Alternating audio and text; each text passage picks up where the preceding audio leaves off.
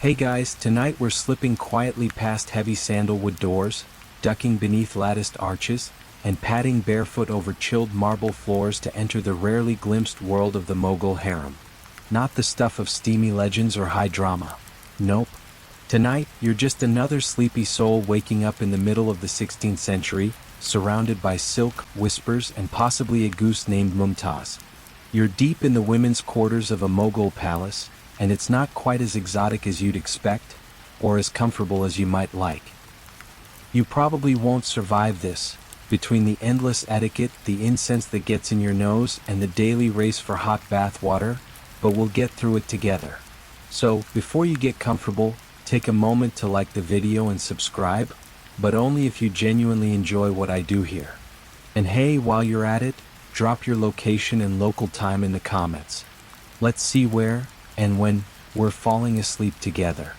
Now, dim the lights, maybe turn on a fan for that soft background hum, and let's ease into tonight's journey together. You stir beneath a heavy brocade quilt, patterned with tiny elephants and stitched by someone who definitely took their embroidery a little too seriously. The air smells faintly of rosewater and warm milk, and somewhere nearby, someone is already banging copper pots together like it's a musical. It's early, too early. Dawn hasn't quite slipped over the horizon yet, but the Mughal harem wakes before the empire itself does. Servants are already tiptoeing around, lighting lanterns, heating water in bronze basins, and arranging trays of almonds and pomegranate seeds. You blink up at the carved ceiling above you, the pattern a dizzying maze of starbursts and vines, and try to pretend you don't have to get up. But you do. You always do. Life in the Zenana, this ornate, private wing reserved for the emperor's wives, concubines, mothers, sisters, daughters, and a dazzling roster of other female relations, is a carefully choreographed affair. It might seem like luxury, but the harem is a universe with its own rules, its own politics, and about 12,000 opportunities to accidentally offend someone powerful before breakfast. You swing your legs over the side of your low, cushioned bed and your feet touch the cold marble floor. Goosebumps. That wakes you faster than the sunlight, which is just now beginning to filter through a small carved giroka, a lattice window that lets in light and secrets, but not much air.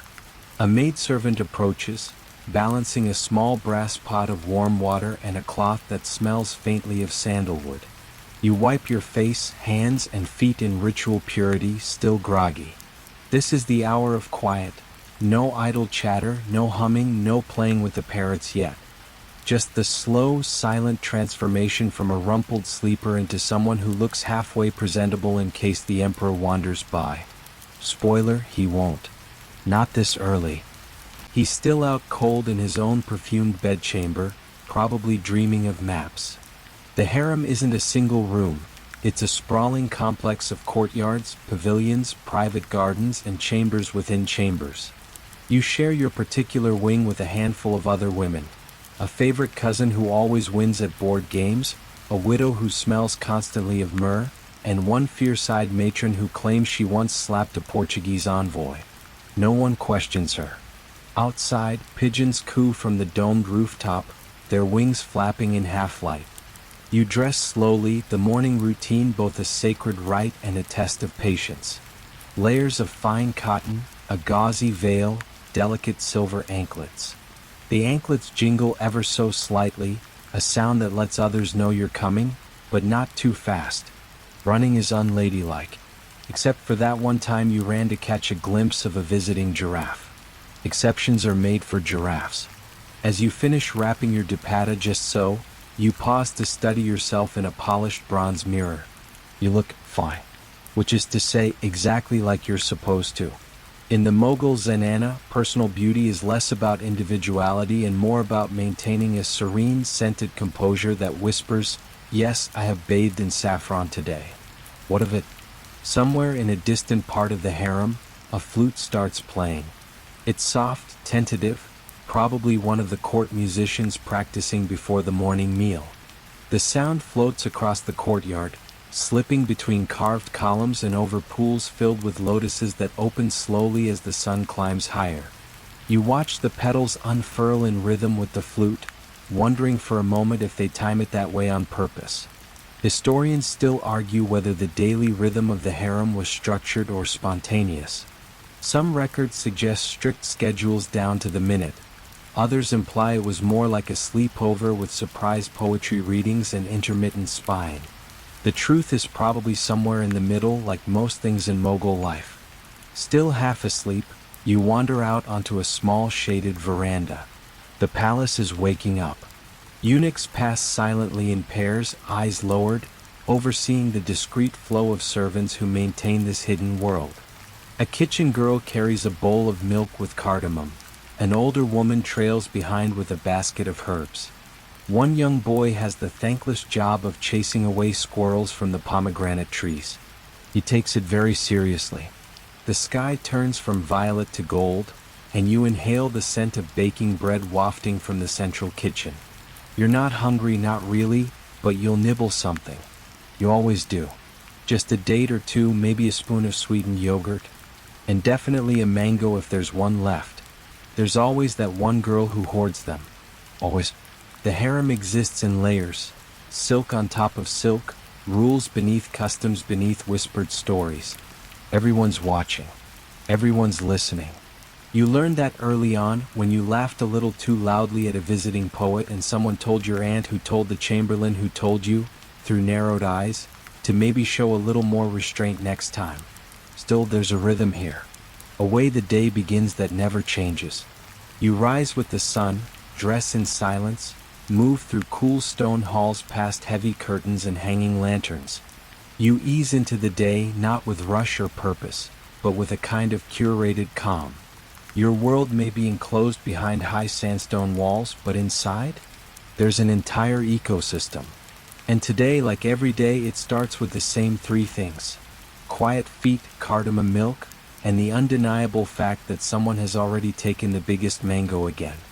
You're barely awake and already your skin smells like sandalwood and rose oil. Welcome to mid-morning in the Mughal Harem, where every moment is a slow glide between appearances and aromas. You step through an arched doorway into the larger courtyard, blinking against the new light. The marble reflects the rising sun like it's trying to blind you gently. Even the birds seem to sing in polite, well-trained tones. No one squawks in the zenana, not unless they want to be whispered about for a week. The first real event of the day is hardly a dramatic one: grooming and fruit. You sit cross-legged on a soft cotton rug while a servant gently works scented oil into your hair, combing it with a carved ivory piece that's seen better centuries. You fight the urge to doze off again. It's not that exciting, but it is soothing in that deeply boring bedtime history kind of way. Somewhere nearby, someone is already laughing too loudly about nothing. Probably Perveen. She thinks she's hilarious. She's not wrong. A silver tray glides past, balanced on the palm of a eunuch so silently it may as well be levitating. On it, slices of mango, curls of dried coconut, figs, and one guava that looks like it was chosen for its modeling career. You reach for a slice, carefully dabbing your fingers afterward on a lemon-scented cloth. There are rules here. Even mango juice has consequences. No one wants to be the girl with stained cuffs. The mid-morning hour is theoretically relaxed. No official lessons yet, no visitors, no big ceremonies. So naturally, this is when the gossip flourishes. The courtyard is arranged like a scene from a miniature painting. Women in soft-colored muslins reclined against bolsters, parrots in gilded cages repeating awkward snippets of overheard conversations, and an old maid muttering under her breath about someone wearing unseasonal silk. You try not to make eye contact. She once called your embroidery energetic, which you're still unsure was a compliment. You find your place beneath a hanging curtain embroidered with lotuses. Two women are threading pearls into their hair while one quietly sings a line from a ghazal. You've heard it before, something about moons and madness and missing someone you saw exactly once at a monsoon festival. It doesn't matter. No one's really listening to the lyrics. It's the mood that counts. And the mangoes. Definitely the mangoes. Historians still argue whether the harem women truly had access to the best fruits in the empire, or if that was just royal PR. But right now, you're chewing a slice that tastes like honey gave up and decided to retire. You're not complaining. Across the courtyard, someone begins playing with a mirror, one of those polished metal discs that reflects just enough of your face to check your kohl, but not enough to make you question your choices. The sun catches it, flashing light like a beacon. You squint and glance away, only to catch a glimpse of a young girl rehearsing her curtsy for later. It's more of a dramatic swoon than a bow, but she's got spirit. Then someone pulls out a fan. A big one. Peacock feathers, gold accents, absurdly decorative. The kind of fan that could double as a defensive weapon in the right context. It sparks a brief discussion about whether fans or veils are more effective in signaling interest to someone across the courtyard. You don't join in. Mostly because last time you tried to signal interest, you knocked over a tray of sweets and tripped on your own scarf. You turn instead to your hands, idly checking your henna, still dark, still curling around your fingers like sleepy vines. You remember the night it was applied, the sting of the paste, the tickle of anticipation. Henna in the Zenana isn't just for weddings. It's a way to mark time, a slow, decorative calendar painted onto your skin. Some girls hide tiny script in their designs. Initials, maybe, or poetry in code. You once saw someone spell out an insult on her palm. It was beautiful and brutal. She got extra dessert that night. Suddenly your cousin nudges you. "Guess who's back?" she whispers, eyes wide. You raise an eyebrow. She leans closer. "The astrologer." "Oh boy, the astrologer. That means someone important is making a big decision soon.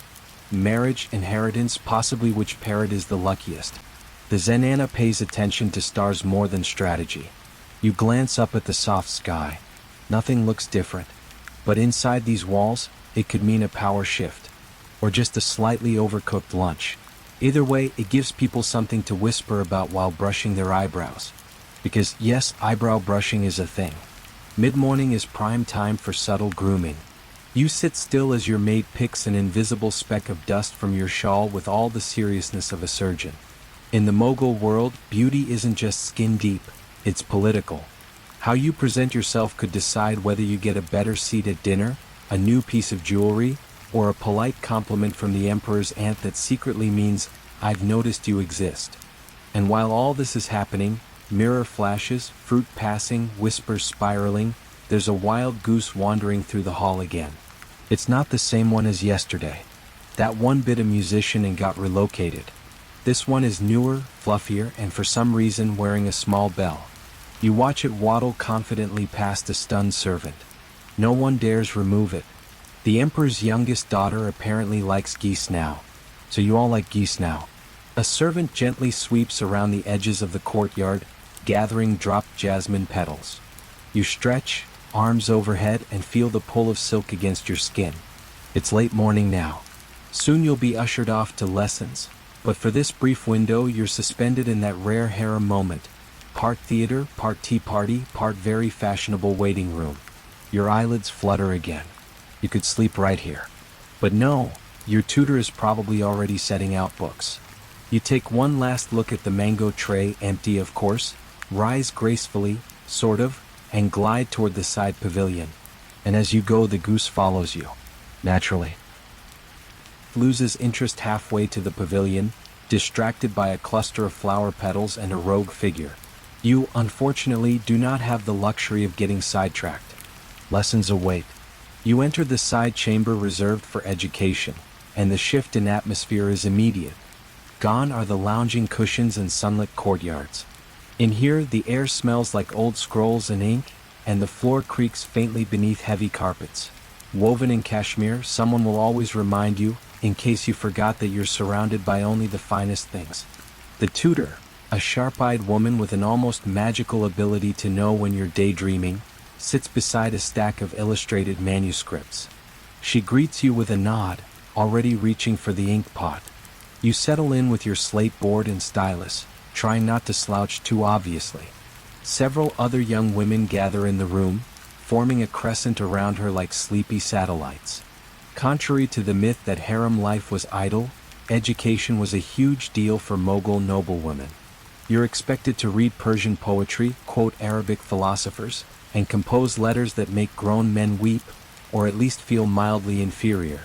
Historical records confirm that many harem residents were deeply educated, from royal daughters to respected matriarchs. Emperor Babur's daughter Gulbaden Begum? She wrote an entire memoir. You're still trying to remember whether it's Ghazal or Qasida. Today's lesson is astronomy naturally, because when you're locked inside a palace, it makes perfect sense to study things you'll never see up close. The tutor begins sketching the heavens on parchment, arcs and symbols and a crescent moon that looks mildly judgmental. You try to keep up, but your eyes drift. It happens. You're only human. And the ceiling with its blue paint flecked in gold leaf is mesmerizing. It looks like a galaxy exploded indoors, then politely cleaned up after itself. Someone beside you sighs loudly. You glance over, Perveen again, clearly regretting staying up half the night composing rhymed insults for the parrot. You stifle a grin. She catches you and mouths later, which means you'll hear all about it over lunch. Your tutor claps once, bringing everyone's attention back. She starts asking questions. Hard ones. You panic scan the notes on your tablet and pretend to look deep in thought. Historians still argue whether Mughal women's education matched that of their male counterparts, she announces, as if reading your brain's panicked Wikipedia entry. But here we study the stars like any courtier. You nod solemnly and try not to fall asleep with your eyes open. Then come the language drills, Persian, Urdu, a little Arabic for religious text reading. The rhythm is almost musical. Recite, pause, correct, repeat. It's not unlike a chant. A sleepy one, but still. You take a strange comfort in how your voice blends with the others, how the syllables stack and flow. The woman beside you stumbles over a line, and the tutor gently corrects her, tapping the word with a peacock feather quill. After language, it's calligraphy. Now this you enjoy. There's something satisfying about the shape of each letter, the smooth drag of reed pen across handmade paper. The ink smells like cloves and iron. You try to impress the tutor by copying a poem's opening couplet with extra flourishes. She glances over your shoulder and hums in vague approval. It's the highlight of your morning. A small servant girl slips in carrying a tray of warm almond milk and tiny cumin rolls. Study snacks, naturally. The room softens briefly as hands reach for cups and polite sips echo. You take yours gratefully. It's warm, a little gritty, and oddly comforting. A fringe detail, but worth noting. One time someone found a beetle in the cumin. No one's touched the center rolls since. You lean back, careful not to smudge your ink, and steal a glance at the books lined on the nearby shelf.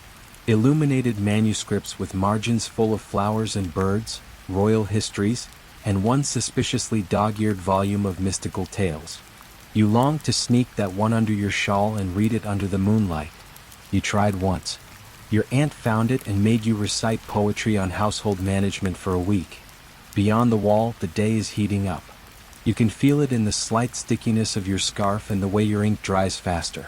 A peacock screeches somewhere, a harsh reminder that beauty, like education, sometimes demands patience. Suddenly a ruckus. Voices outside. The tutor pauses, eyebrow raised. Everyone stiffens a little. The sound dies quickly, but curiosity has already bloomed. The eunuch by the door pokes his head in and whispers something to the tutor. She nods, dismisses him, then tells you all to focus. It's hard. Not because the lesson isn't interesting, though let's be honest, it's kind of dragging, but because mystery always tastes sweeter when your world is limited to a few rooms and your own imagination. What was the noise? A new arrival? A broken vase? A goose uprising?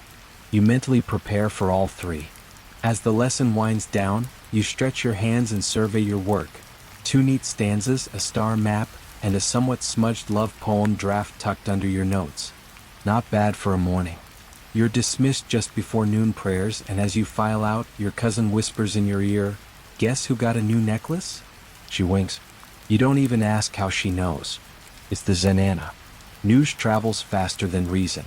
Outside, the marble is warm underfoot, and the shadows are sharper. You breathe in the scent of jasmine and burnt sugar drifting from the kitchen, and feel the sun against your cheeks like a drowsy slap. You blink. The sky overhead is blindingly blue, the kind of blue that poets romanticize and painters just give up on. A few bees bumble lazily from flower to flower, drunk on nectar and probably carrying more secrets than you are. You head toward the courtyard again, brain swimming with moon charts and meter counts. Lunch is near. And so is whatever that ruckus was. You're officially intrigued. By the time you cross the threshold back into the courtyard, the sun has climbed into its full, unrelenting glory. You blink, momentarily dazed, and the light flashes off someone's nose ring like a warning. It's lunchtime in the harem, which means two things: elaborate dining spreads and a social performance more delicately choreographed than any dance drama. Servants are already arranging silk rugs and low, carved tables across the shaded arcade. You're directed, gently but firmly, to the same cushion you always sit on. Seating arrangements are political here. Don't let the lazy elegance fool you. Where you sit, who sits beside you, whose silver bowl accidentally overlaps yours. These are statements. Possibly entire essays. And your aunt once forgot your cousin's usual spot after an argument about sandalwood storage. That seating snub lasted 2 weeks. Today the arrangement seems harmonious enough. You greet the others with soft nods and a faint, just barely smile. The kind that says, "I like you, but not enough to lend you my embroidery scissors." The food arrives. Slowly. Grandly. First come the water bearers, carrying chilled rose water in tall-necked vessels. You rinse your hands and dab your face. It's not quite refreshing, just enough to make you wish you were cooler. A small girl offers you a napkin embroidered with peacocks. You accept with the weary grace of someone who knows she's about to overeat in silk. Platters of food begin to appear, set down in a steady rhythm. There's zarda, saffron sweet rice glinting with slivered almonds. There's kebabs stacked like edible treasure. Stewed lentils glisten in tiny copper bowls, and somewhere under a puff of steam lies a pile of paper-thin breads, folded like secrets. You nibble daintily at first. Everyone does. You make polite comments about the spice levels and pretend not to notice who's already asking for seconds. But the truth is, lunch in the harem isn't about food. It's about tone. Voice. The rhythm of conversation and the way you dab at your lips without smudging your coal. Someone starts a story about a noble woman in another part of the palace who had her sari sleeves shortened because she believes in air flow. Someone else counters with an anecdote about a distant relative who only eats dates cut into the shape of boats. You laugh softly. It's all absurd, but what else is there to talk about? One woman describes last night's dream in ridiculous detail. There were flamingos. But also, I think, camels wearing jewelry? Everyone nods sagely. One mutters, "Good omen." No one knows why. You reach for a bit of lentil stew, and just as you do, your bracelet clinks against the bowl. A tiny sound, but it draws glances. One of them, from a quiet widow in green silk, lingers a second too long. You suddenly remember the ruckus from earlier. You lean toward your cousin. "So, the necklace." She grins. "Oh, not just a necklace. A whole dowry shipment arrived for the new bride." You raise your eyebrows. "A new bride." She nods, relishing the drama. "A Rajput princess. Arrived before dawn. Brought her own cooks." Now that explains the morning chaos, and the mysteriously delicious tamarind sauce. You take another bite, more invested now. A new bride means shifting dynamics. Everyone will be evaluating her embroidery skills, her wardrobe, her opinions on cardamom. You're already wondering where she'll be seated at dinner. Historians still argue whether political marriages in the Mughal harem fostered true integration or just shallow alliances. From where you're sitting, next to a bowl of pomegranate seeds and a woman who once tried to outsing a parrot, it feels like both could be true. You look up and catch a servant carefully balancing a dessert tray, faluda, sweet and cold, with milk threads and rose syrup. You reach for a silver spoon as the first drop hits your tongue. It's chilled perfection. You immediately regret making fun of the flamingo dream. Maybe dreams are good omens. Meanwhile, the conversation turns. Someone begins reciting a verse, melancholy and slow, like a sigh turned into rhyme. Another chimes in with the next couplet. This is the part of lunch where poetry becomes a kind of dessert. You listen. You join in. You even recite one of your own, a quick line you made up about coriander and heartbreak. It lands well. Perveen snorts into her sherbet. You feel proud. Just as the trays are cleared, a bird swoops overhead, low enough to ruffle a few scarves. Someone shrieks. Someone else claps. And yes, of course, the goose is back, pecking half-heartedly at a fig and looking smug. No one removes it. Again. You're full now. Drowsy. The marble under your feet is warm and you fight the urge to lie down right there. A few of the older women retreat to shaded rooms for rest. The younger ones linger, chatting, comparing rings, casually planning passive-aggressive embroidery themes. You're about to follow when a servant taps your shoulder. "Your presence is requested in the music chamber," he says with a slight bow. You blink. The music chamber? That's unexpected. Usually reserved for evening performances or special practice sessions. You exchange a glance with your cousin.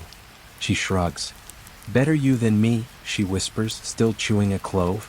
So off you go, wiping your fingers, adjusting your shawl, and wondering whether you're walking into a lesson, a surprise performance, or a new game of guess the mood of the royal aunt. You pass a mirrored hallway, catching your own reflection. Flushed cheeks, loose braid, a touch of spice still on your lips. You enter the music chamber and it's as lovely as ever. Low lanterns, soft cushions, a vina resting across its stand like it's about to whisper secrets. The room smells like cedar and jasmine oil. You inhale deeply.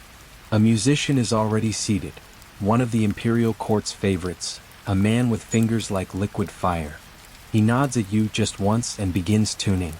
You settle in, feeling the lull of full stomach and sweet music coming on. The noon hour has passed. The harem is quieting. You are exactly where you are meant to be, full, half-curious, gently dazed. Somewhere between history and harmony, you exhale. You sit cross-legged now, the silk of your trousers pulling ever so slightly as the vina strings are plucked into tune. A few other women trickle in quietly, some you know by name, others just by the rustle of their skirts or the faint scent of saffron that always trails them. Everyone settles into that peculiar hush reserved for music rooms and royal moods. The musician closes his eyes for a moment. Then the first note drifts out, low and golden, like honey being poured slowly across the marble floor. The vina hums. A tamper joins in, barely more than a whisper. The rhythm of your breath begins to match the slow cadence of the music, and for a brief, suspended second, you forget your name, your rank, your list of unfinished embroidery. Music in the harem isn't just for entertainment. It's discipline, it's memory, it's soft rebellion. Mughal women were trained in classical forms.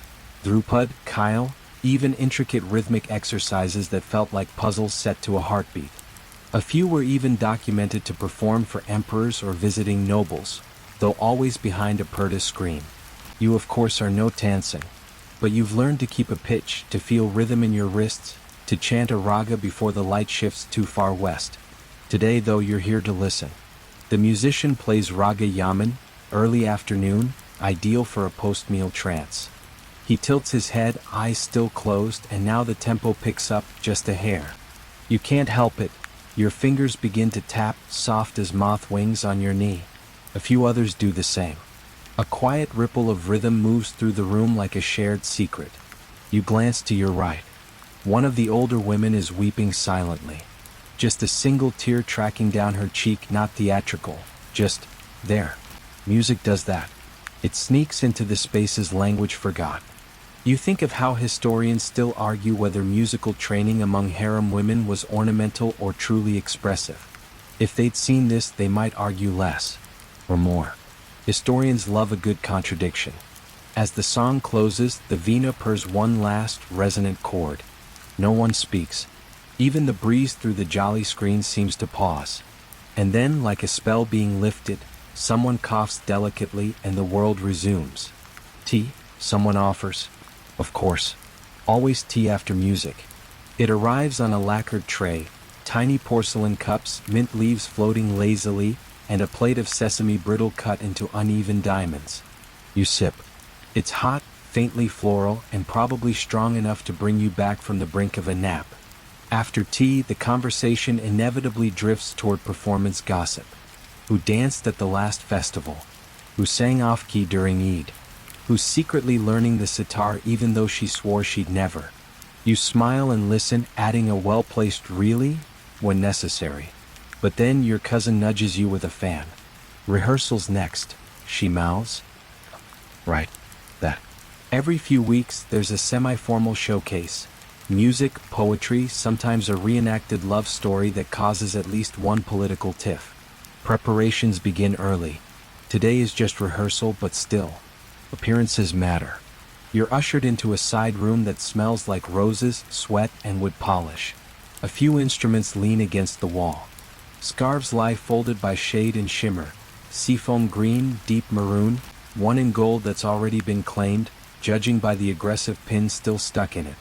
You change quickly behind a screen, slipping out of comfort and into coordination. Your shawl won't sit right. Your cousin fixes it. "You owe me," she whispers. The woman leading rehearsal claps twice. "Positions," she says, her voice thin but commanding. You line up, the music master strums a few guiding notes, and then, movement. Gentle at first. Not quite dance, more like a walking poem. You step, pivot, let your fingers trace an invisible circle in the air. The group moves as one, then splinters, then reunites. It's a story about longing, apparently, though you still think the part with the handkerchief toss is a bit much. Your role is minor, third from the left, silent, mostly swaying. But still, it matters. You matter. Every gesture you make will be watched, interpreted, filed away by someone else's memory. They say Nur Jahan herself choreographed palace performances. That she was both participant and director. You wonder if she ever missed her cue. If her veil ever snagged. The rehearsal lasts an hour. Maybe two. Time loses all shape inside these walls, especially when paired with music and repetition. By the end, your feet ache and your throat is dry, but the performance is smoother now. Less patchwork, more tapestry. As you unpin your scarf and shake the stiffness from your shoulders, someone behind you mutters, "Better than last time." It might be a compliment. You choose to believe it is. Outside, the light has shifted again. Afternoon has tilted toward gold. The sun slants through latticework, casting shadow stripes along the walkway like tiger claws. You follow them back to the courtyard, your steps slower now, body softened by practice. A servant passes carrying incense sticks. The smell of sandalwood follows in his wake, curling around your senses like a lullaby. Somewhere a flute plays a scale.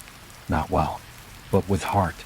You pause by a fountain, low, circular, tiled in blue and white. You dip your fingers in. The water's cool and for a moment you envy it. No politics. No poetry critiques. Just reflection and movement. A bird lands on the rim. Not the goose. This one's smaller. Dignified. It stares at you then hops away disinterested.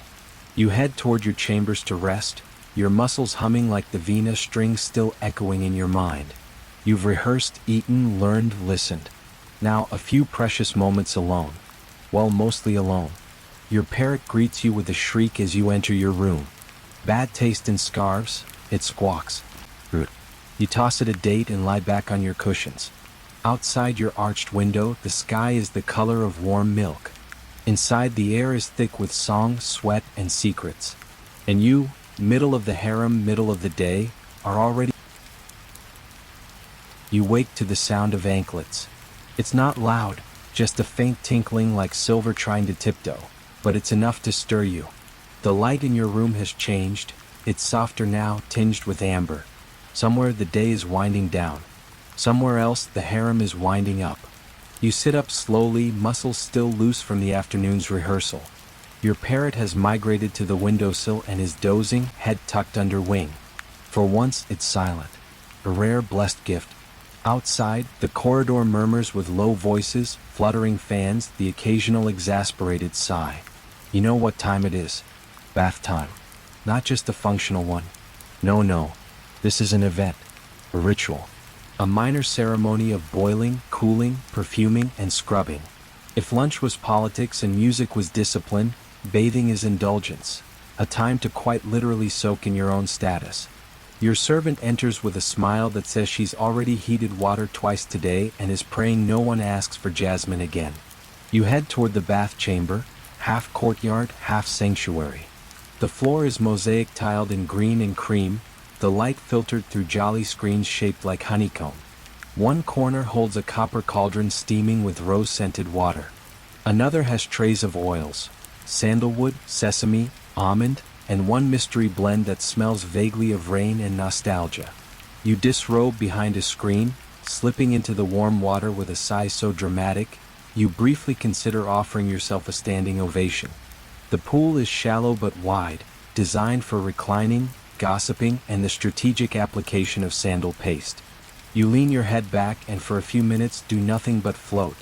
Well, float and eavesdrop.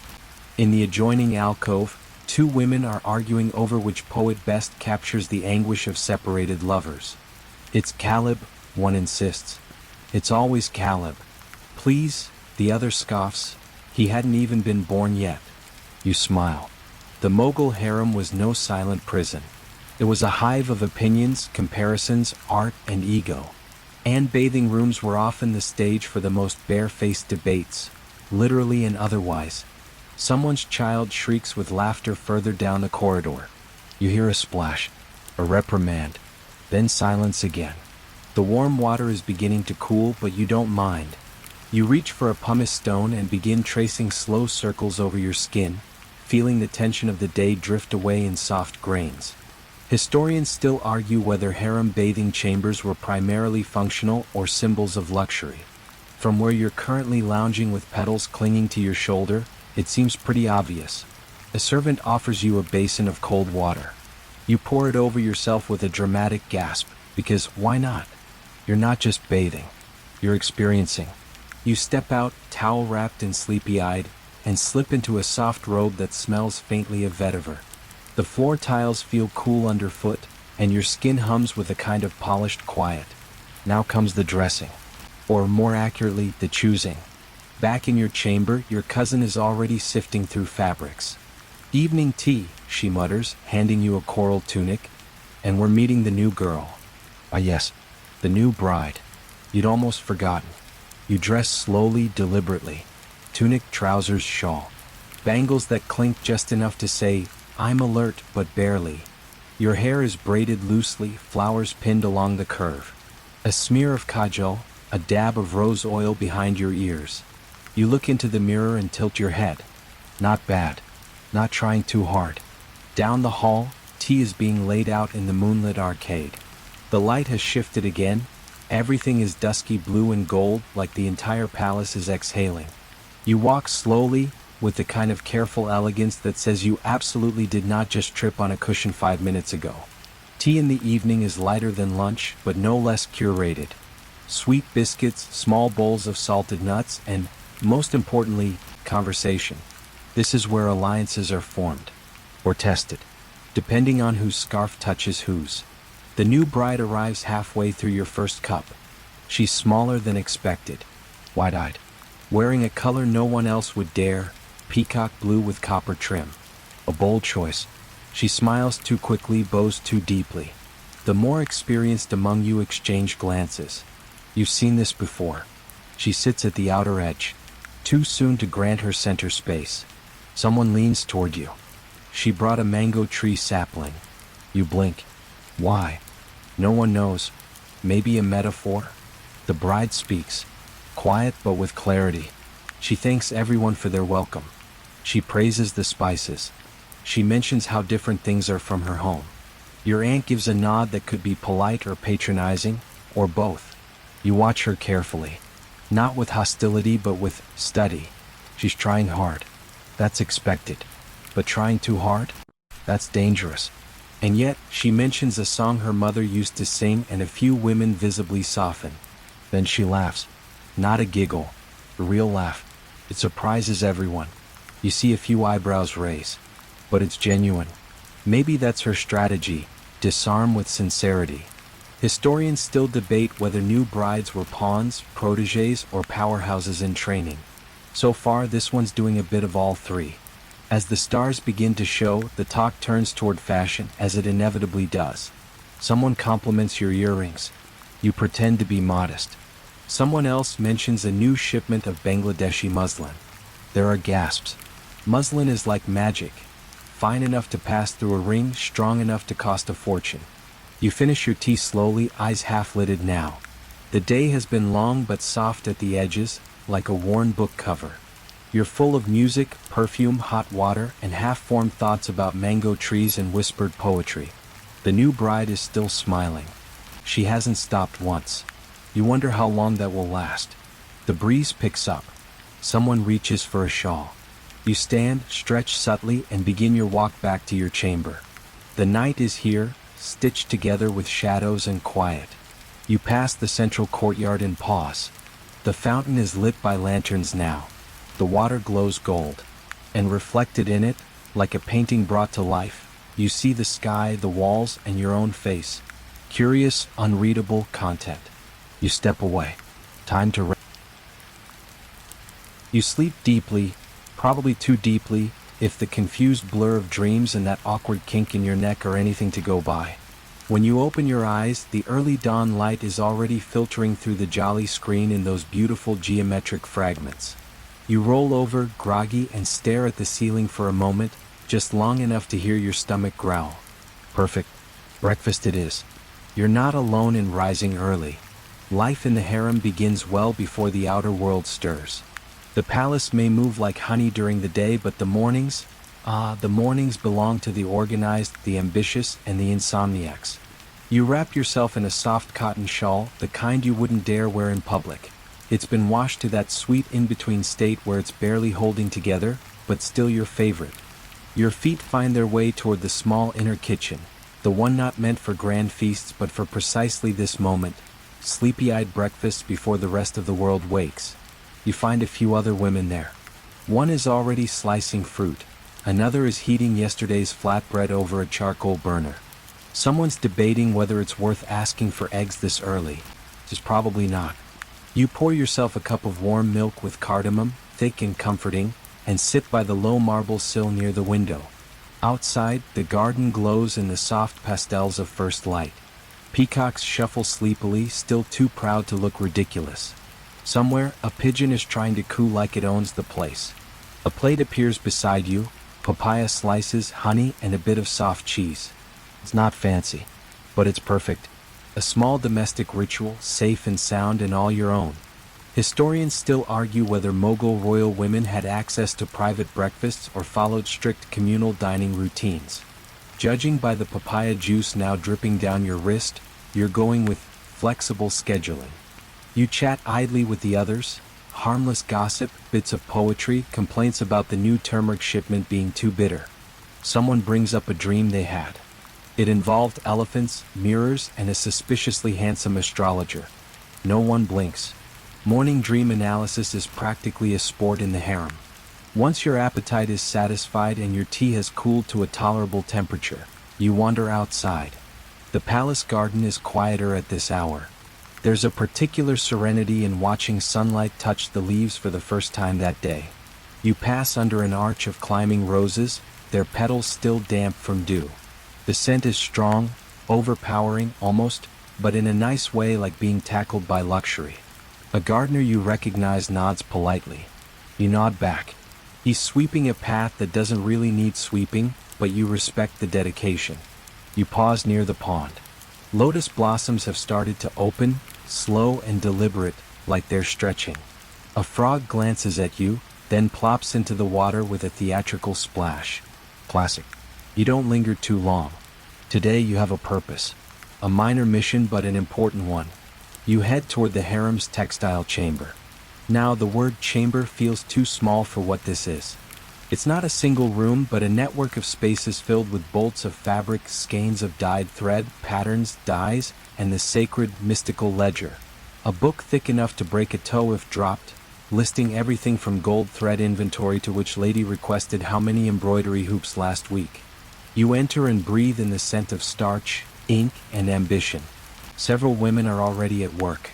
Some are stitching, quiet, steady, focused.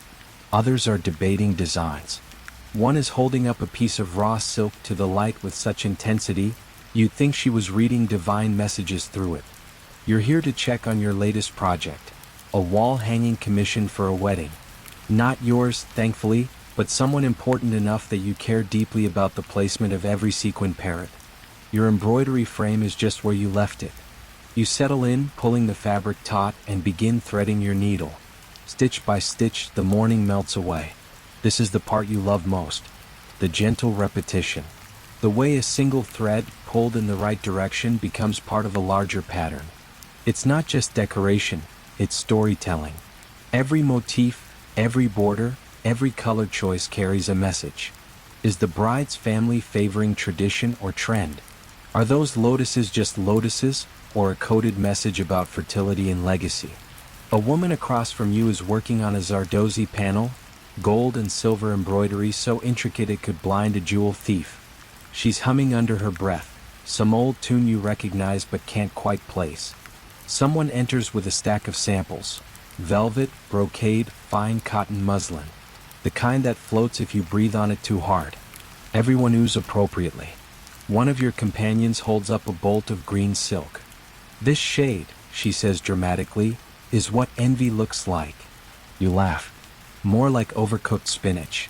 There's a rhythm to the workshop. Conversation ebbs and flows. Occasionally, someone pricks a finger and curses under their breath. Bandages are offered. Pride is not. Historians still argue whether royal women participated in textile production for leisure, commerce, or statecraft. What they forget is that fabric in the harem is never just fabric. It's currency, it's reputation, it's half the political system disguised in paisley. At some point, you're summoned for a fitting. You groan internally. Fittings are part dress rehearsal, part body critique. You strip down to your shift and step onto a small wooden platform. 3 women descend upon you with pins, fabric swatches, and expressions of calculated indifference. The tunic you're being fitted for is meant for a festival next week. It's a pale gold with crimson cuffs, meant to shimmer just enough under lantern light to make your enemies think twice about calling you irrelevant. They tug here, pin there. Discuss whether the sleeves should be regal flowing or aristocratically practical. You try not to flinch when someone casually pokes you in the ribs, for drape accuracy. Eventually you're released. You gather your dignity like fallen pins and slip back into comfort. On your way out, you pass a mirror. You pause just for a second. Not to admire. Not even to check. Just to look. You catch your own eyes, blink once, and move on. The day is gaining heat. Lunch isn't far off, and already you feel the edges of hunger curl around your concentration. Still you feel accomplished. Threads pulled, fabrics chosen, compliments earned, rivalries hinted at. You return to your room to change, again. Because of course. Another day, another tunic. Another. The courtyard is humming again. You're back in your room, smoothing the creases of your freshly changed tunic, when a distant trill of laughter drifts in through the jolly. That particular pitch, the one where amusement mingles with performance, can only mean one thing. The poets have arrived. Yes, today is Mushera Day. The weekly poetry gathering isn't officially mandatory, but skipping it without a very good excuse, like a sudden fainting spell or royal summons, would raise precisely 3 dozen eyebrows. Besides, it's not just about verse. It's about presence, wit, style, reputation, wordplay, and eyebrow-lifting subtext. In other words, your favorite sport. You slip on your softest slippers, embroidered with tiny fish for reasons now lost to memory, and make your way toward the inner salon, where the Mushera is hosted. It's a shaded arcade open on 3 sides, with cushions piled generously along the perimeter and brass trays filled with roasted chickpeas and fennel sugar waiting to be nibbled when a couplet hits a little too close to home. When you arrive, the space is already half full. Women recline like well-fed cats, alert but comfortable, fans flicking lazily. Someone's brought her parrot, who, thankfully, has been bribed into silence with a wedge of mango. The featured poet today is a slim man in a long indigo robe who looks equal parts disheveled and divine inspiration. He bows dramatically before beginning, then launches into a couplet about the agony of waiting. One which might also be about undercooked lentils depending on how you tilt your head. The harem erupts into applause. You settle in, head propped against a rolled pillow, and let the cadence wash over you. There's something hypnotic about the rhythms of classical Urdu poetry.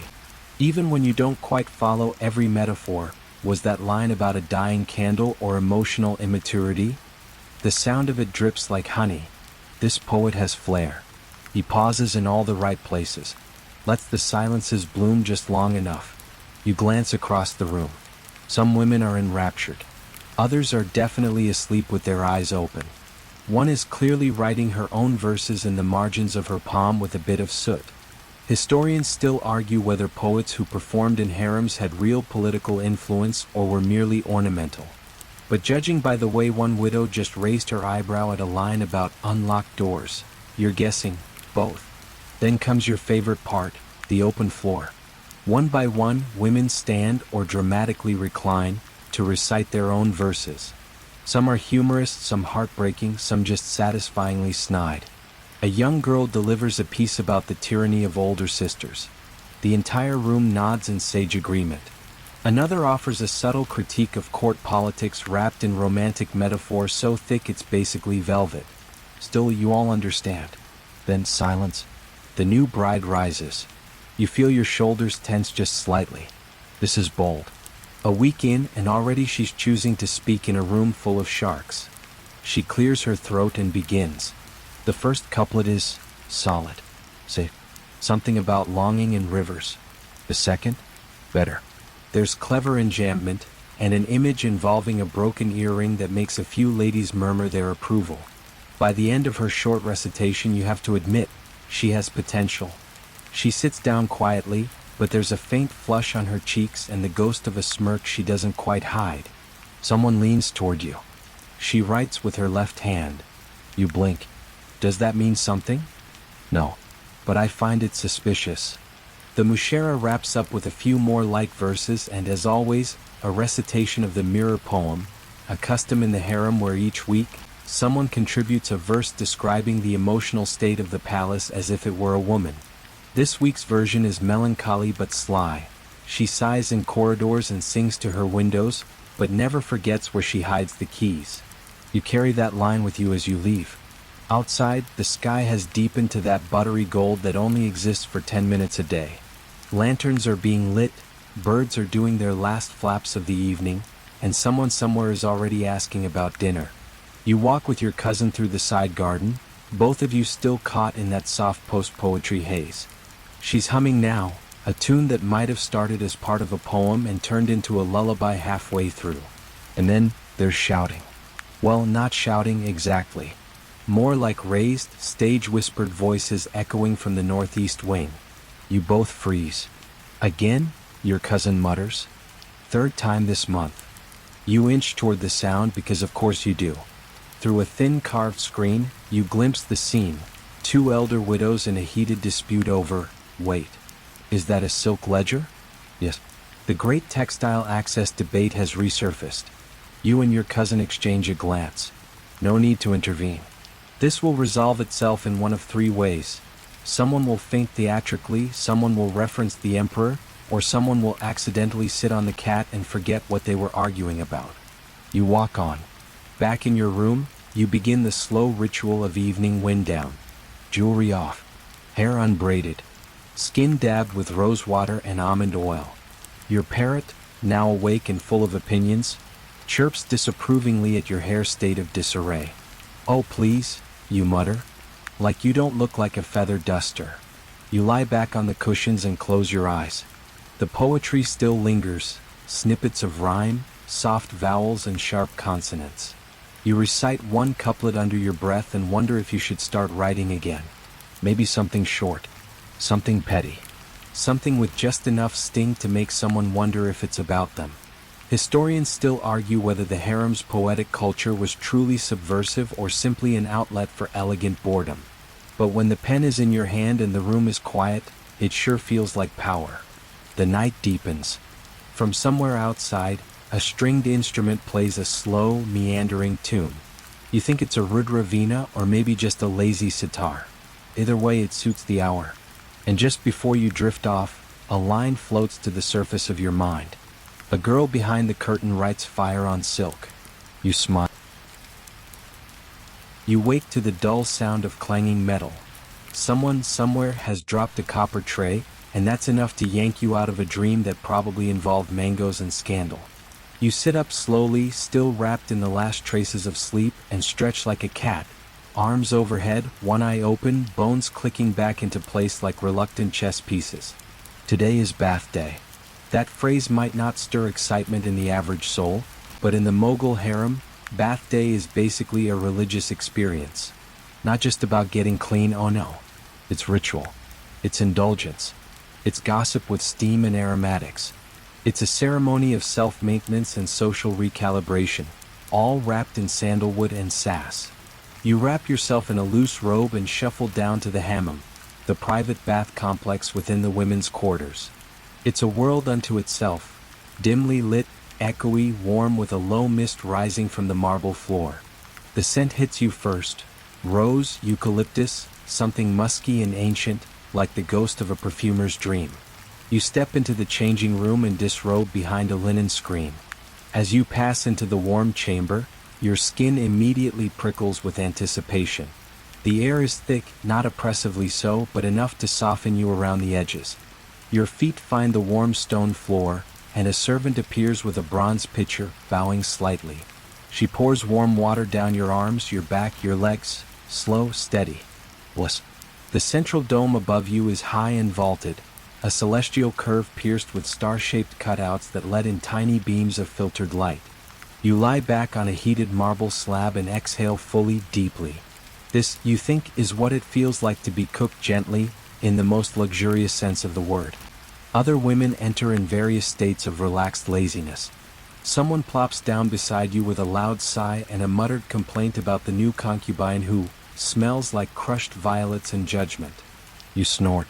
A girl nearby is singing softly, something about a lover waiting by a garden gate. Her voice bounces off the tiles like a secret trying to escape. You're lathered with soap that smells like heaven's armpit, in a good way, and scrubbed with a cloth rough enough to count as exfoliation and mild punishment. "You'll thank me," the attendant says. You already do. Historians still argue whether these bathhouses were modeled directly after Persian traditions or whether they developed a distinctly Indian twist during the Mughal era. But as someone currently being slathered in turmeric and yogurt while debating the relative merits of goat milk over almond oil, you're inclined to say, it's definitely its own thing now. The gossip flows freely in the hammam. Walls may have ears, but steam muddles memory. Topics range from court intrigue to who fainted at last week's ghazal recital. She insists it was the heat. Everyone else suspects dramatic effect. One lady is loudly complaining that the rose petal poultice stung her face. Another whispers that the imperial astrologer has been seen twice near the quarters of a certain dancing girl, which obviously means he's in love. "You know," says one of your favorite gossips, "he once told me Saturn was in my house." I said, "Well, he'd better pay rent then."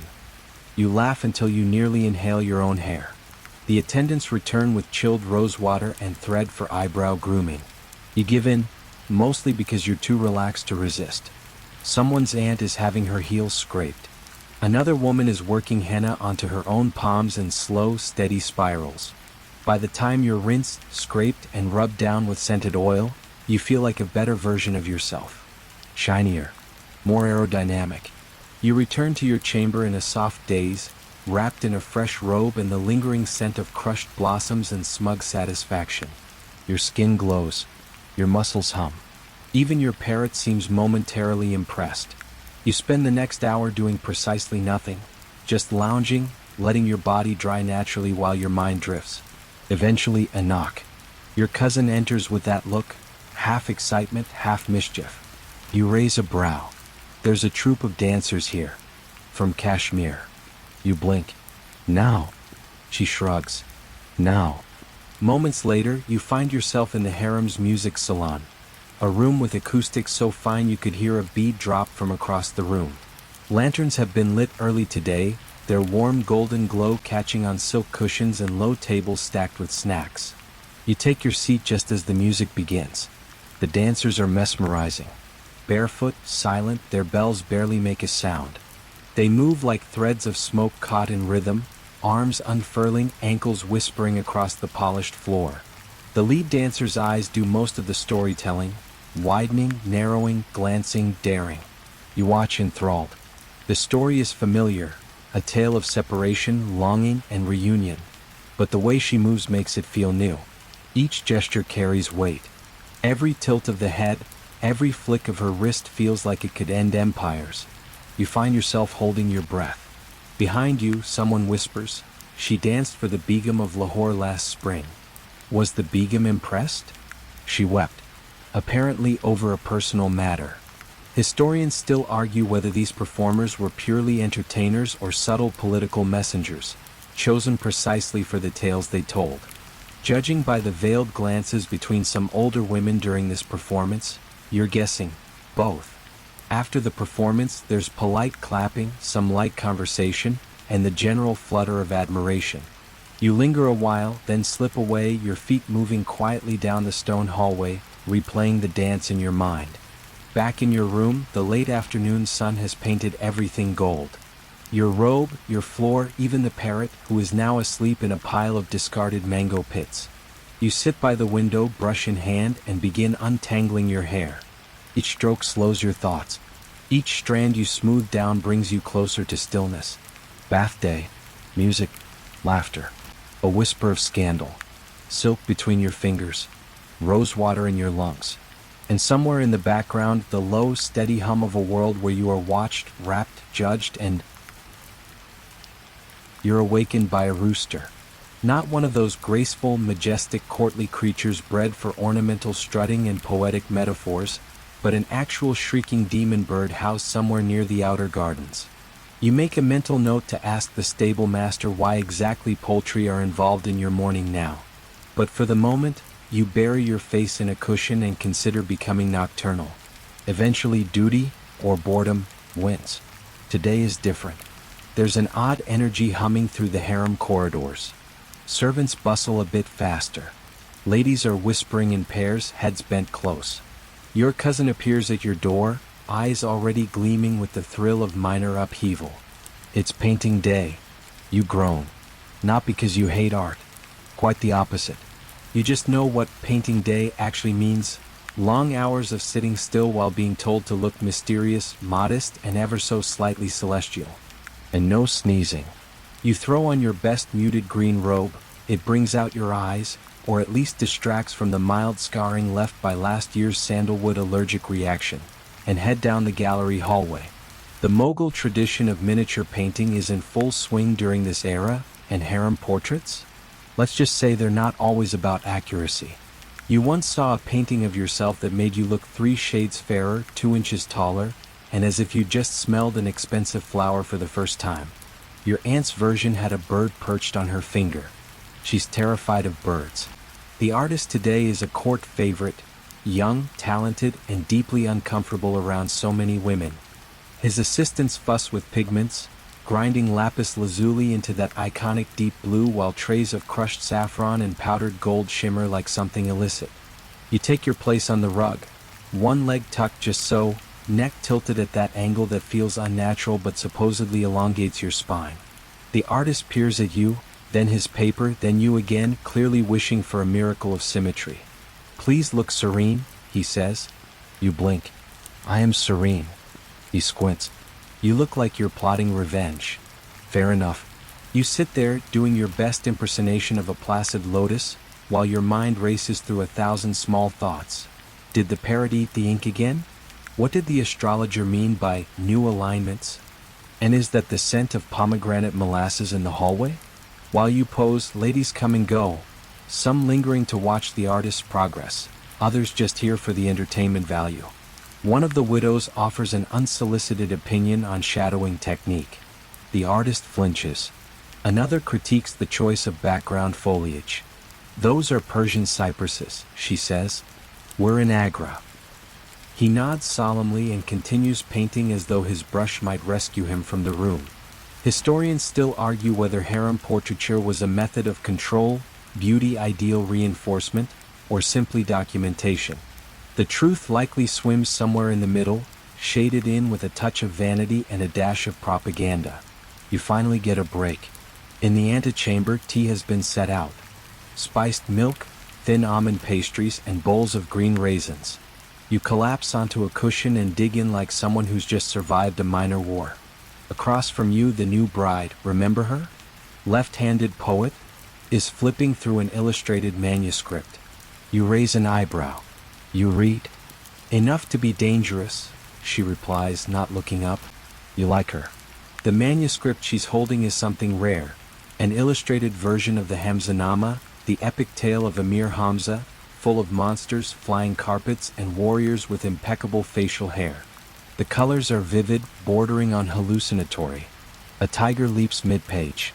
A princess holds a sword and a smirk. You lean closer.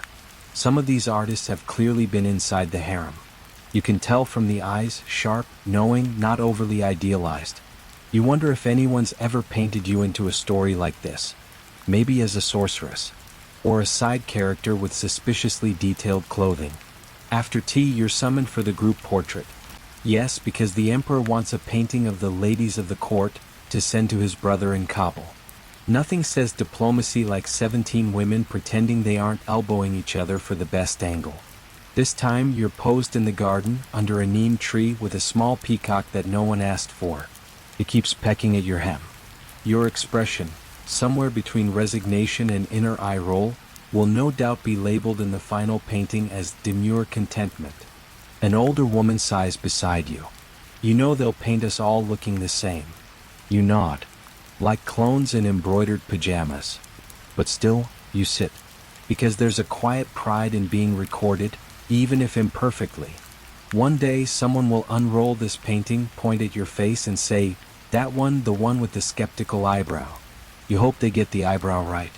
Eventually the day winds down.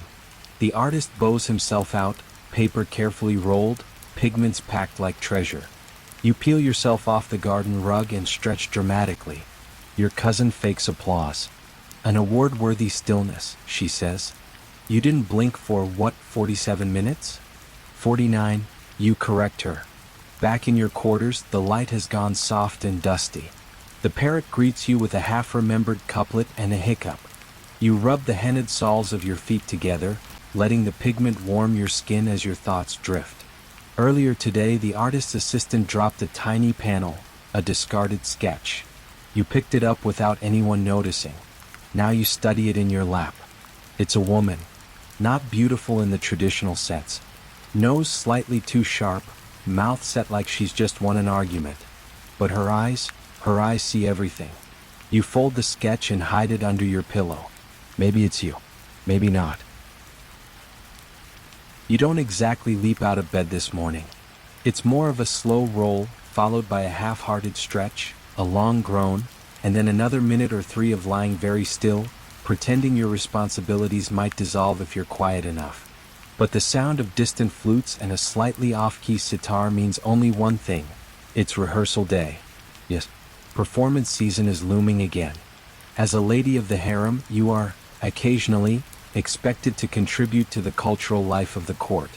And by contribute, of course they mean dazzle. Enchant. Maybe pluck a few heartstrings. Or at least don't trip on your own dupatta mid-song like last time. You rise, gather your notes, and prepare to enter the sacred chaos of the harem rehearsal hall. Now, this isn't just any music room. This is the sun-drenched, echo-prone, sandalwood-scented heart of the harem's artistic machine. Its walls are covered in woven hangings meant to soften the acoustics, and the floor cushions are arranged in slightly judgmental semicircles. You take your place among the others. Singers, instrumentalists, dancers, all half-dressed in rehearsal garb and fully loaded with opinions. Today's instructor is the Veena player, the one with the eyebrows that suggest she's seen everything twice and wasn't impressed either time. Start from the inthara, she commands, waving her hand. You open your mouth to sing, but your voice emerges more frog than nightingale. Ah yes, the elegant ritual of morning embarrassment. You try again. This time it's passable. By the third try, it's something close to music. Around you, tambourines jingle, wooden flutes trill, and a girl in the corner tries to find her tall without accidentally inventing a new one. Rehearsal is equal parts performance and polite sabotage. The newest dancer is trying too hard. The tabla player is definitely hungover. And you? You're aiming for graceful indifference, which requires far more effort than anyone realizes. Historians still argue whether the women of the harem received formal training or were self-taught through internal tradition. The reality is somewhere in between. Some were daughters of courtiers, others trained by traveling masters, others just good, really good. And some, like you, got by on confidence and timing. You break for spiced milk and honeyed fritters. A welcome pause. Someone's cousin has brought a new sarangi player to audition, and by audition, of course you mean flirt by way of melody. The young man sits cross-legged, instrument nestled in his lap like a sleeping child. He plays a slow, melancholic raga. The notes slide into the room like secrets, curling around your ankles. You're not the only one who suddenly forgets to chew. Where did she find him? Someone whispers. Jaunpur, another murmurs. They say his mother was a singer. He's pretty, says your cousin, but that third note was flat. You smile. Leave it to your cousin to critique and ogle in the same breath. By midday, the room begins to shimmer with heat. Someone faints gently onto a pile of cushions. You all pretend it's from emotion. The rehearsal slows into soft improvisations, and a few ladies start weaving garlands. Mostly to keep their hands busy, partly because Jasmine helps you focus. Or so they say. You find yourself paired with the poet bride again. Today she's working on a ghazal. She reads aloud one line and then hums a possible tune. Too mournful? She asks. No, you say. Just the right amount of tragic. She beams. You've begun to enjoy these collaborations. Her words, your voice. A subtle kind of magic. Later, someone suggests practicing for the private mehfil the emperor's mother is planning. It's not official yet, but the old matriarch's mehfils are legendary, intimate, candlelit affairs with just enough tension to qualify as social chess. You switch to lighter melodies, playful rhythms. A song about a parrot stealing a princess's ring. Classic. Predictable. Still funny if performed with enough eyebrow. During one break, the embroidery team arrives. They've come to measure a few of you for performance costumes. Long flowing angarkas, embroidered slippers, delicate jewelry sets designed to shimmer subtly under oil lamps. You stand still as they wrap a measuring cord around your waist, hips, wrists. One attendant mutters something about leaving extra room for movement. Bless you, you whisper. She snorts. You know the costume is as much part of the performance as the music. You've seen it, how a perfectly timed twirl catches a breeze and makes you look like something divine. Or how a flick of the wrist can send bangles clinking just so. You know your best angle under lamplight. You're not ashamed. By the late afternoon, the room quiets. Rehearsal ends not with a command, but a collective unraveling. Some women lie back on cushions, sweat beading along their hairlines. Others continue singing under their breath, not ready to let go. You stay behind for a few minutes, fiddling with your notes. There's a melody stuck in your head, a descending phrase that came to you in a dream last week. You hum it quietly, try it in a few different ragas and scribble in the margins. You have no idea if it's good, but it's yours. Historians still argue whether harem creativity was independent or imperial directed, whether women composed or merely performed. But as you hum a line of your own into the echoing air, you know, they composed, they improvised. They shaped beauty with bare hands and bound feet and limited freedom. And they left it in the air like perfume, traceless but unforgettable. Back in your quarters, your voice is hoarse, your fingers stained with ink and jasmine sap. You rinse off, dress in something softer, and lie near the window where the last light spills in. The parrot sings a note that isn't half bad. You hum back. There's a lull now. The type of peace that lives only between effort and result, between the rehearsing and the real thing. Tomorrow you might perform for a queen. Tonight you dream you're flying. Not in a wild, open sky, eagle wing kind of way. More like gliding between latticed jarokas, draped silks and trays of rosewater. It's soft, controlled, and oddly quiet, until you wake up to actual thudding footsteps outside your chamber. Someone's in a rush. You sit up. It's still early, judging by the coolness of the stone floor beneath your feet, but already the harem is stirring. You wrap a shawl around your shoulders and step into the corridor, drawn toward the murmurs like a cat chasing a warm patch of sun. Today is inspection day. No, not the terrifying imperial audit kind. It's the less official, mildly annoying kind. The day when the emperor's senior steward, accompanied by his scribes and assorted gossip-prone assistants, wanders through the harem to check on inventory repairs and, this is important, rumors of misbehavior. You are naturally very interested in all three. Down the hall, women are tidying frantically. Robes are being refolded. Sandalwood drawers slammed shut. That one girl who borrowed a pearl comb 3 weeks ago is now speed meditating by the fountain like she's always been the picture of inner peace. You, however, take your time. The inspection is both tedious and theatrical. And honestly, there's something mildly amusing about watching grown men nervously peek into rooms filled with lace curtains and passive-aggressive embroidery. The steward arrives mid-morning, a tall man with a mustache so waxed it could double as architectural detail. He bows deeply upon entering the quarters as is protocol, and then waves forward the younger scribe, who's already sweating into his ledger. He starts ticking off items. How many cushions, what kind of incense, who got the new shipment of Chinese porcelain, and, because this is the Mughal court after all, how much attar is left in your personal stock. You answer politely, nod occasionally, and smile with just enough enigma to make him mildly nervous. Then come the questions. Any disturbances this week? No, unless you count the parrot swearing in Persian.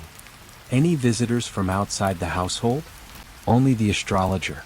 He mistook a bowl of potpourri for snack mix. Any damage to furnishings? My footstool broke. I suspect emotional burnout. The steward scribbles something that probably doesn't resemble your actual answers. You can practically hear the ink forming future misunderstandings. Historians still argue whether these inspections were exercises in genuine management or thinly veiled power displays. Likely they were both. They kept order, yes, but they also reminded everyone that even behind walls and veils, you were being watched. Once the steward leaves your wing, the tension dissipates like smoke. Ladies relax their shoulders. A few begin giggling. Someone unearths hidden dried mango strips, and suddenly a covert snack party erupts in the sitting room. But inspection day isn't just about inventory. It's also gossip day. Because these stewards, bless them, hear everything. And sometimes, just sometimes, they let something slip. Like today. Did you hear? Your cousin hisses, grabbing your arm and pulling you behind a carved screen. A marriage has been arranged. You raise a brow. Whose? One of the music girls. The Veena player. That's not surprising. She's marrying the emperor's cousin's son.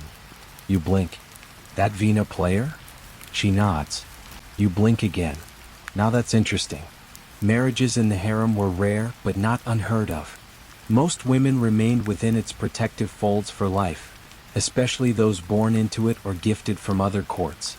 But on occasion, a match would be made between a woman and a nobleman, usually for political convenience or as a subtle reward.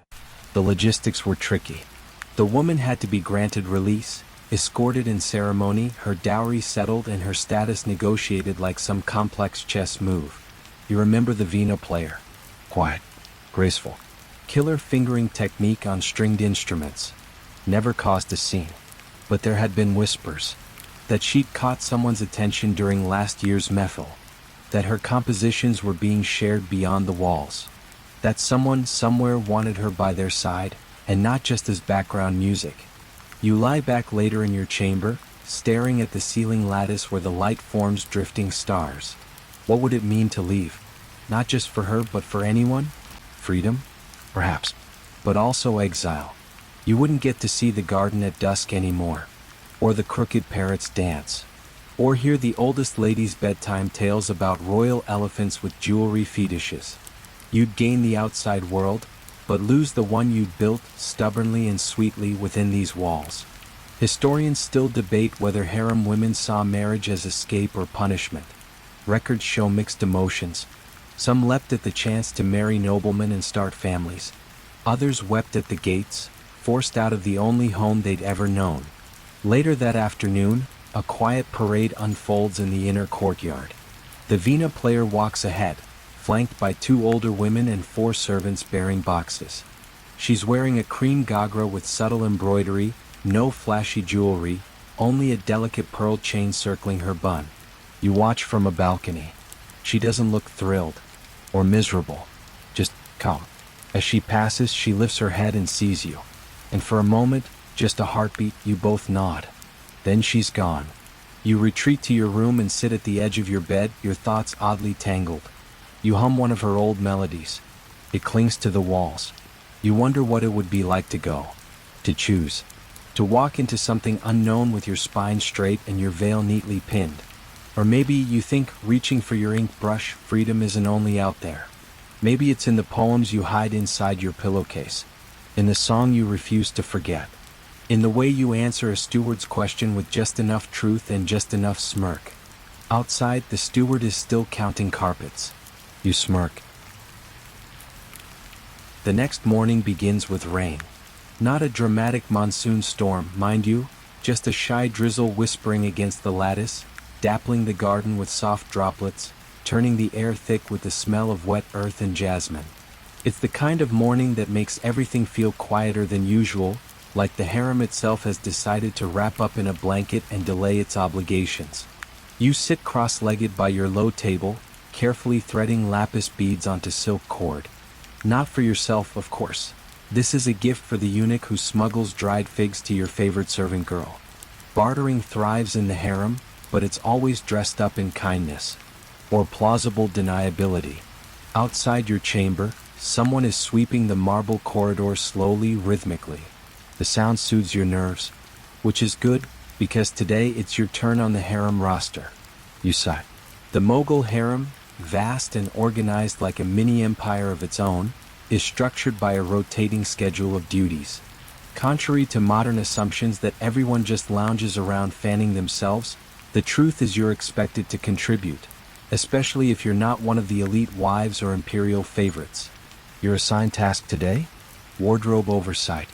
You head down to the harem's storage complex, a cool, dimly lit labyrinth of cupboards, lacquered chests, and stone niches. It's watched over by a stern stewardess with calloused hands and a memory sharper than any quill. She greets you with a grunt, hands you a brass tally stick, and points toward the eastern wing. You begin your work by inspecting garments. Silk showers, cotton underskirts, embroidered bodices, some meticulously folded, others less so. A handful have faint turmeric stains, one bears a mysterious tear near the hem, and another is suspiciously damp. "This one's cursed," mutters a girl behind you, pointing at a dupatta. "Cursed?" "Last 3 girls who wore it tripped." You arch a brow. Maybe they just have terrible balance. She shrugs. Still not touching it. Superstition lives rent-free in the harem, especially when it comes to clothes. Certain colors are avoided on certain days. Patterns resembling snakes are frowned upon. And never, never, wear anything stitched on a Tuesday if you plan to speak to a noblewoman that afternoon. Don't ask why. Just nod and comply. Historians still argue whether these beliefs were widespread or exaggerated in later records. But given how much time harem life allowed for overthinking, embroidery, and storytelling, it's not surprising that traditions calcified into taboos. You organize piles, tag the mended pieces, and request perfumed cedar chips for the chests. Just as you're noting down which slippers need repair, your cousin strolls in carrying a dress the color of midnight. "This one needs alterations," she says with the casual flair of someone dropping a jewel into a bowl of lentils. You recognize it instantly. "Isn't that from the royal ensemble?" She nods. "The Empress doesn't like how it clings." You sigh. Another tailoring crisis. You set the fabric down carefully, marveling at the fine silver thread work shaped into climbing vines. 2 peacocks flirt just under the neckline. There's a myth whispered among the younger girls that if you wear this dress and see your reflection before sunrise, your first child will be born with a voice like honey and a mind like fire. You don't know whether that's a blessing or a threat. As you're working, a little girl peeks into the storage hall. She's no more than 7, trailing a string of cowrie shells and looking like she just wandered in from a dream. "Are you the bead lady?" she asks. You blink. "Sometimes." She holds up a torn sash. "My parrot ate it." "Why?" "He was mad about the papaya." "Naturally." You smile and promise to fix it. She beams and runs off, sandals flapping like tiny fans. After hours of sorting, folding, and dodging rainwater puddles that sneak in through the courtyard edges, You return to your chamber. Your hands smell like rose water and cedar. You feel oddly content. There's something grounding about taking care of things that outlast you, clothes worn by dozens before you, whispering old stories through their seams. Later, as the sky turns the color of ripe figs, you attend the tailor's meeting. It's held under a canopy near the herb garden, with bolts of fabric rolled out like scrolls across a low platform. Women gather to suggest design updates, discuss dye shortages, and air grievances about a particular seamstress with a habit of stitching passive-aggressive notes into linings. True story, one girl found "too proud" embroidered in gold beneath the collar of her ceremonial robe. Subtle, savage, and surprisingly well-lettered. As the discussion drifts toward this season's trending hues, apparently pistachio is in, you catch yourself sketching patterns in the dust with your toe. Historians still debate whether Mughal Harem women contributed significantly to textile design. Officially, those records are thin. But the surviving garments, especially those associated with court ceremonies, often reflect a feminine elegance too consistent to be accidental. Back in your room, you unwind with a small ritual of your own. Light a clove-scented lamp, tie your hair back, and flip through a stack of designs hidden in the corner of your jewelry box. Little things you've drawn over the years. Imagined outfits. Maybe someday you'll stitch one. Maybe not. But the act of dreaming it, that's a kind of creation too. Night settles gently over the sandstone walls. The rain has stopped. You lie on your charpoy, half listening to the rustle of silk in the next room, the occasional squawk of a grumpy bird, and the drip drip drip of water into a clay pot near the open window. And in that moment, swaddled in soft shadows and even softer sheets, you realize, this isn't just a life of confinement. It's a life of layers, rituals, laughter, fabric, folklore. It may not be what you chose, but it is undeniably yours. You close your eyes. Someone in the corridor sneezes. Bless you. You wake before dawn. The sky outside your Jiroka is still ink dark, but there's a strange energy pulsing through the harem. Soft footsteps, hushed voices, the flicker of oil lamps being carried through the corridor. You sit up, squinting into the shadows. This isn't an ordinary day. Then you remember. A royal birthday. Not the emperor's, those are thunderous, paraded, elephant-stomping affairs. This is for his daughter, one of the elder princesses. Which means the harem will transform, temporarily, into a festival ground disguised in silk and sandalwood. You yawn, stretch, and reach for your brush. The birthday rituals begin long before sunrise. First, ceremonial bathing. Not yours, the honorees. But everyone else is expected to look like they've been kissed by moonlight and groomed by hummingbirds. You line up with the others in the southern courtyard, wrapped in a borrowed robe and shivering slightly in the chill. A eunuch brings rose water in a silver pitcher, and another flicks loose petals onto the tiles like confetti. Nearby, someone is lighting dup sticks, the air thickening with smoky sweetness. Someone jokes, "If we get any cleaner, we'll disappear." The group giggles sleepily. After bathing comes wardrobe selection. For you, it's a pale lilac angarka trimmed with dull gold and matching trousers that swish when you walk. You add a necklace of green glass beads, then regret it instantly because it clinks every time you move. Too late now. There's no time for breakfast, so someone hands you a sticky date stuffed with almond paste.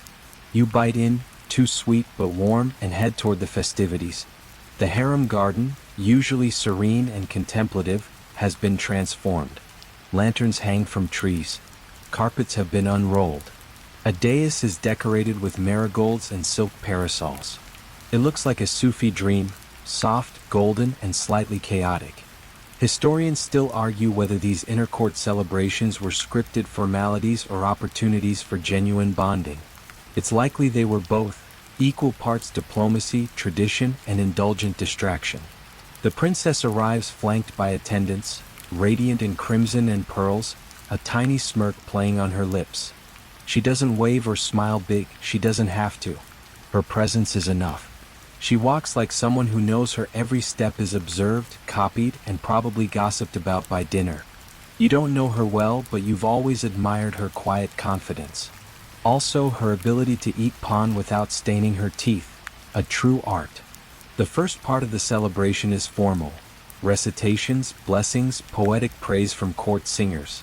An elderly musician plays a gentle rag on the sitar, a melody soft enough to brush the edges of your dreams. You watch as the princess listens, eyes half closed.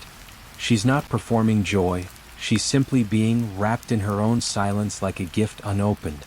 Then the games begin. Yes, games. You'd think a royal birthday would involve only flattery and heavy gifts. But no. In the Mughal Harem, birthdays could mean kite-flying contests, indoor archery, and once, a legendary race involving blindfolds and peacocks. Today it's poetry duels. Women gather under a canopy, seated in a wide circle. Each takes a turn offering a shur, a two-line verse, based on a given theme. Today's theme, longing. Of course. You aren't participating, but you listen keenly. Some verses are clever, others flirt with being scandalous. One girl recites, "I stitched my silence into velvet sleeves. Now even my clothes betray my grief." There's a collective inhale. Someone snaps their fingers. Even the princess arches a brow in approval. You wonder if you'll ever be that bold. Next comes gift presentation. The princess sits on a cushioned throne, while a stream of women step forward with their offerings. Silk scarves, books of miniature paintings, lacquered boxes filled with saffron and cloves. The empress gifts her a parrot that recites Persian proverbs. The bird shrieks, "Better late than ugly," and everyone claps. You offer a small bottle of attar, neroli and cardamom, homemade and carefully bottled. The princess smiles faintly as she accepts it. You murmur your wishes and step back, heart beating faster than it should. Then comes the food. A long table is arranged with dishes that deserve sonnets. Mutton kebabs wrapped in betel leaves, stuffed eggplant in tamarind sauce, saffron rice dotted with pomegranate seeds, syrupy jalebis, almond pastries, bowls of rose custard. It's obscene. You do not complain. Someone jokes that if you lean on the dessert table, it counts as squatting exercise. You laugh, mouth full of pistachio, and nearly choke.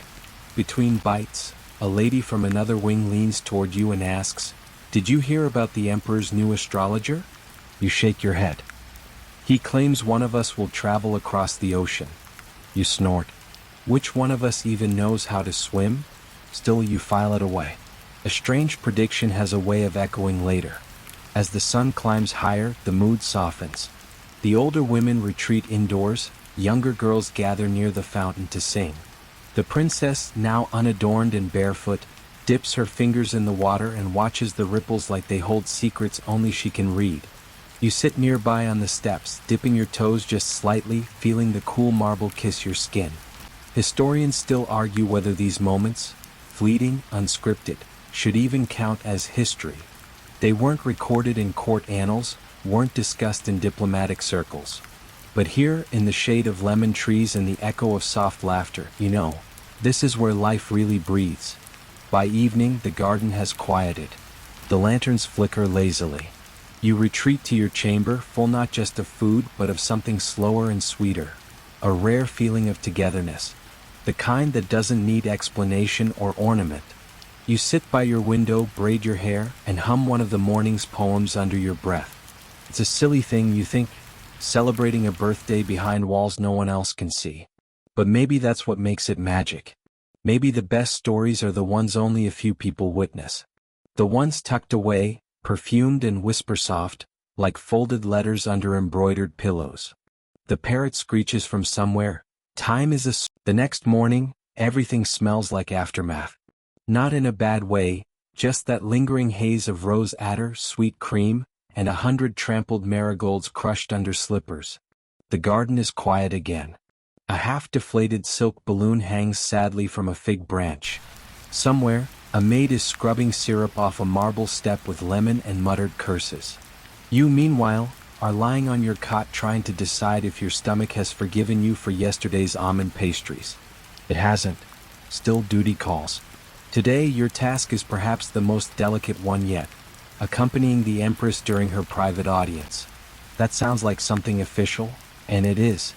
But what it really means is, you're going to sit very still, be very quiet, and look very reverent while a handful of elite ladies, scribes, and visiting court officials attempt to navigate the empress's moods, which shift like monsoon clouds. You're not expected to speak unless spoken to. Ideally, you become furniture with excellent posture. You dress accordingly. Simple, understated, and respectful.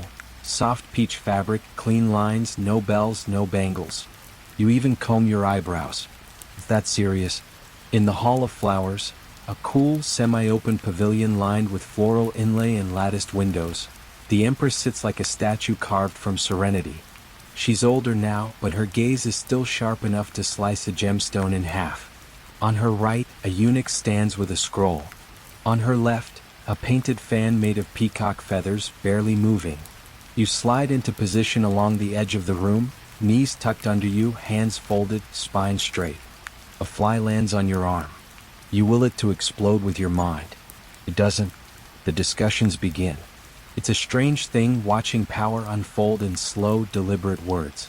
The Empress listens more than she speaks, but when she does speak, it's usually in metaphor or clipped phrases that require translation by the unfortunate soul closest to her. Like feeding a tiger rice pudding, she says at one point. Everyone nods. One official even writes it down. The topics range from royal charity funds to complaints from the palace workshop about missing indigo dye. One scribe nervously mentions rumors of unrest in a western province.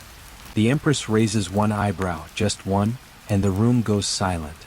Let the Emperor hear it from someone who bathes more often than a goat, she says at last and moves on. You try not to laugh. Historians still argue whether the women of the harem wielded real political influence or were merely ornamental. But sitting here, watching the way a glance shifts the tone of the room, how a joke becomes a command, you feel like anyone who thinks this place is powerless hasn't been paying attention. After the audience disperses, the Empress beckons for a tray of betel leaves and gestures vaguely at you. You, she says not unkindly, come closer. You rise slowly, trying not to wobble, and kneel near her cushioned bench. What's your favorite scent? She asks suddenly. You blink. Clove. And rain. She snorts. Too poetic. But accurate. She picks up a vial and hands it to you. It's a heavy crystal bottle with a red ribbon, clearly expensive. For your mother, she says. You hesitate. She's past your majesty. The Empress pauses, looks at the bottle, then at you. Then wear it for her. It's not a command, more like a benediction. You bow deeply and retreat, heart doing odd things. Later that evening, the harem is quiet again. Not empty, just still. Even the birds seem subdued, as if waiting for some cosmic cue to continue their chirping. You decide to visit the library. Yes, the harem had one. Tucked away near the eastern walls, it's not grand like the emperor's archives, but it's rich in poetry, stories, letters, even translated texts from Persian, Sanskrit, Arabic. Some were likely copied by the women themselves. It's whispered that the princesses often learned calligraphy from court scholars, under heavy curtain supervision, of course. You curl into a window niche with a worn book of riddles and riddled poetry. What walks without feet, moves without muscles, and stirs without breath? You smile. The answer is time. Or gossip. Either works here. Historians still debate whether harem education was formalized or improvised. You suspect it was both. Learning happened not just through teachers, but through watching, whispering, living. You hear a soft step behind you. It's your cousin again. She leans in and grins. You missed the argument. What now? One of the silk painters tried to draw a parrot that looked too much like the emperor's late brother. Chaos. You both dissolve into muffled laughter, trying not to disturb the librarian, an elderly lady who reads scandalous poems in the margins when she thinks no one's looking. And just like that, the day slips into its final shades. You walk back to your chamber under the stars, warm breeze against your cheek, sandalwood scent still on your wrist. Tomorrow the harem will wake again to routine. Laundry will be done. Letters written. Arguments resumed. New whispers planted like seeds in the corridors. And you? You'll take your place among them. An ornament, a witness, a participant in this cloistered, complicated, beautiful web of womanhood. Because the truth is, the harem isn't just a cage or a cushion. It's a world. and like any world, it contains multitudes. You lie down, pull the light cover over your feet, and let your thoughts drift. A distant sitar plays. A curtain flutters. Someone yawns behind a wall. And just as your breath begins to soften, your eyes begin to close. You remember the night has folded itself gently around you now, like a soft shawl woven from whispered stories and the lingering trace of rosewater in the air. The sounds of the Mughal Harem, once bustling with footsteps, laughter, and silk rustling, have grown quiet. So, somewhere beyond the high walls, the world moves on, fast, noisy, and impatient. But here, behind these latticed windows, time always slows. You can almost feel it settle beside you, breathing. You picture the garden by moonlight, marigolds asleep, the fountain murmuring in its sleep, the last curls of incense spiraling upward into the dark. It's all faded now into blue shadow and memory. And you, just you, resting quietly in this small corner of history, where embroidered sleeves held secrets, mirrors carried prayers, and every whisper was a kind of poem. Let yourself sink deeper into the calm. Let your mind soften like the curve of a worn cushion. There's no more to be done tonight. No more coal to apply, no poetry to recite, no rumors to weigh. Just breath and softness and silence. You've wandered far this evening, through the tiled halls and hidden moments of a world long gone, but not lost. It lingers like a dream just below waking, close enough to touch. So breathe in. Let go.